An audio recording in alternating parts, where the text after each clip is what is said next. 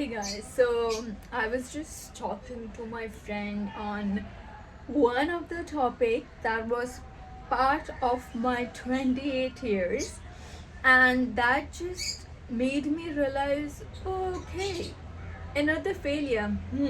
Let me just share that because I know this would help a lot of people.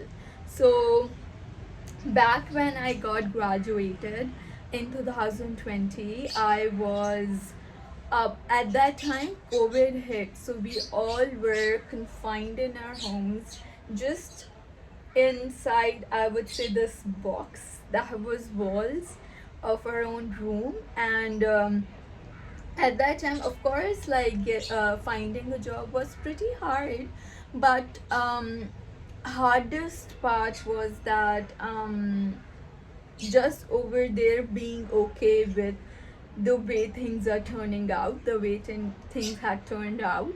So at that time, I started exploring the opportunity for me as a consultant, and I never thought, because at my university it was more about working for D2C companies, and I would say there was never an opportunity for explore that side until and unless you are already exposed to those big fours. Other than that, it wasn't, and me being a marketing major, it wasn't very prevalent. So when I saw the opening, I just applied it, and I got accepted.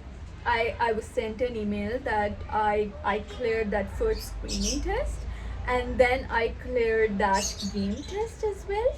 So that was a bit shocking for me, because now I'm like, okay, now it's actually time to prepare for interviews, right? And I was still coming to terms with it, and I didn't want to share it with a lot of people, my extended circle, because I was just like, I really don't know, because in my hand I was already come to terms with it, like McKinsey, what? And I remember like sitting with my friends, and I shared it with them, and the first thing they said was, Akshay is going to work at McKinsey.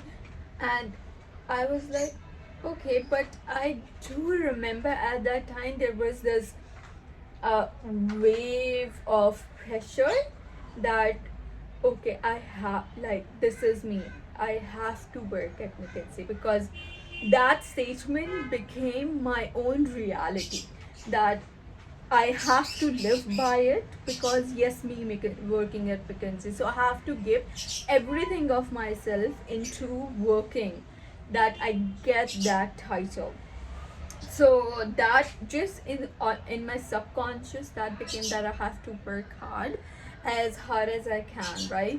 So when I started working, I didn't realize, like, of course I was building my own path, and I didn't know, I wasn't able to connect with everyone, but I guess internet does solve a lot of issues.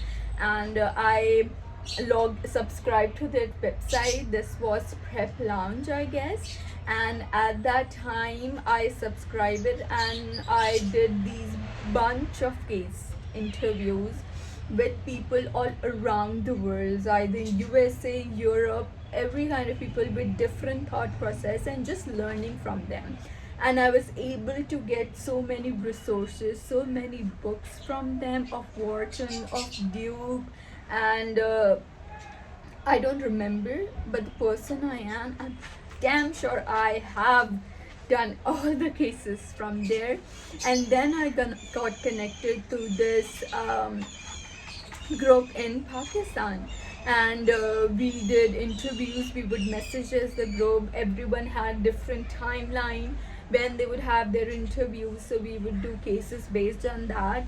And I remember this one time I was doing case with this girl, and she asked me, how many cases have you done? And I was like, wait a second, and I counted. I did almost like 100 cases, and that still wasn't enough for me, because for some reason getting that title of me being a consultant became something I, for me, it would be like I should be known for this, and my worth is me being able to get that title, right? So it became kind of that heavy duty kind of a thing that I have to do everything. If I'm not able to do it, if I'm not able to do even just one case, then that means I'm not doing enough. And right now, as I'm telling you all of these things, that might sound like okay, everyone goes through and this and that, but you wouldn't understand until you actually live by every word that I say, because everything have such a big negative consequence when it comes to your mental health. Because mentally, even if you're failing just one part, there's this whole narrative of a self-talk that becomes that becomes negative of you not being worth it. And even just a small win would be like, okay, you're able to do it, but how about the next one, how about the next one, are you able to do that? So it's just like your mind is already looking for issues, and just one issue you find and that would just put them off, right? So for me at that time it was just like that. But I was able to clear the game test. I was able to clear the first round, the stepping stone one. I was able to clear the other two rounds as well. And then after that, I basically, when I cleared, I would say my interviews went great. And when I say I worked really hard, the 100 cases wasn't an just an upscale or just exaggeration. I mean it when I say, you look at the wall behind me, it's an actual wall, not a screen. And I had the same in my home, back in my hometown. So that wall, one portion, was filled with sticky notes of my example of all the cases. Like for example, if I come across this type of situation, my thought process would be this and would be that and would be this and would be that. And I still remember saying to my mom that when I started concerned that consulting is for me, like I resonated with thought process, with that strategy mindset so much. Like I loved that adrenaline rush, but it became quite toxic relationship with me.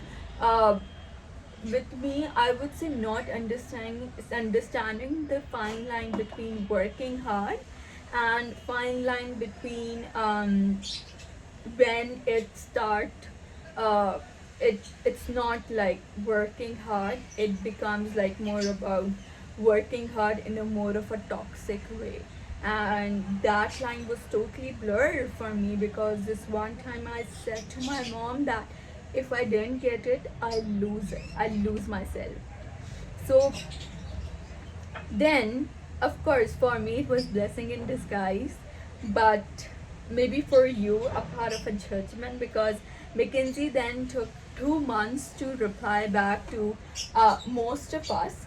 And at that time I would say that of course, like since I've had such a good rapport for a lot of people, a lot of candidates, we all were trying to figure out what was taking a lot of time, and many of us was getting on to like a fourth or fifth interview, and many of us wasn't. So we were just kind of in a gray area. But I would say when you don't get a reply, yes, people would say be okay with you not getting chosen. But at the same time, there's always that glimmer of hope, like, what if, what if, you know? So for me, it was like that till that first month. I would say second month was kind of me being okay with the fact that I'm not going to get it.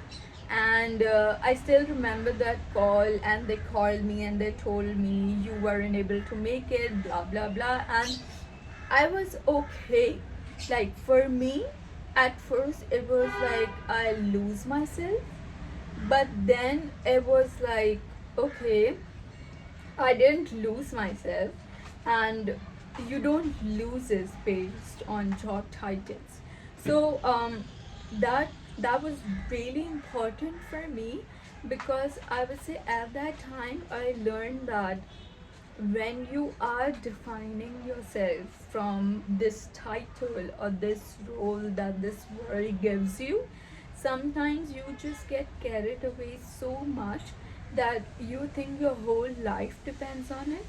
Whether it's a relationship, whether it's a role, whether it's a position, whether, I don't know, anything XYZ it is. And at that time, you're ready to give everything you have in me, and your mind just keeps telling you if you don't get it, you're going to lose yourself.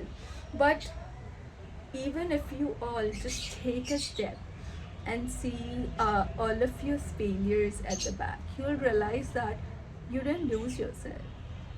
Yeah, you might have cried, grieved, and been angry, something like that. And that short period of time did exist, but you didn't lose it. You um, just realize that, okay, this path not working. But of course, your mind has bent on it, so it would really hard for you to just divert from that part. But you didn't.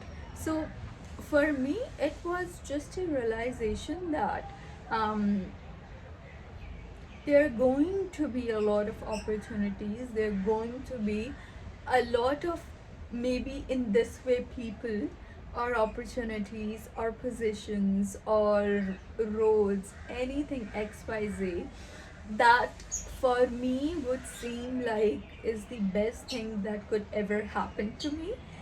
But as they say that, God always have a better plan for you.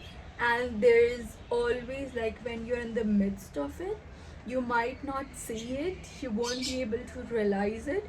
But once you take a step back, since you're not able to do it, you take a step back, internalize it, and just change your path, and just go along just the way the waves are taking you. And I would say after 2 to 3 years, when you look at in the hindsight, you will realize how that one thing, if that would have happened, would have changed the course of your life in a much different way, in a way that was not according to how your own self wanted to be in future. And that's just a blessing in disguise in that way. And for me, it was same like that. And, like, to be honest, I would say after 3 to 4 years down that road, I saw this post online where this guy was actually thanking, like, it was a LinkedIn post. He was actually thanking that he was able to lose his job at McKinsey, and he was working for a much smaller firm. But you know what he was most thankful about? That was always kept me. He was most thankful about because he was able to have dinner at his home and not at his desk. I'm just going to leave this here, because for me that was a big lesson. But for you, it can be a different situation, maybe a failure, but failure, like, it's always a learning opportunity. So just maybe think, and the thing you think is was a failure might actually be your biggest win.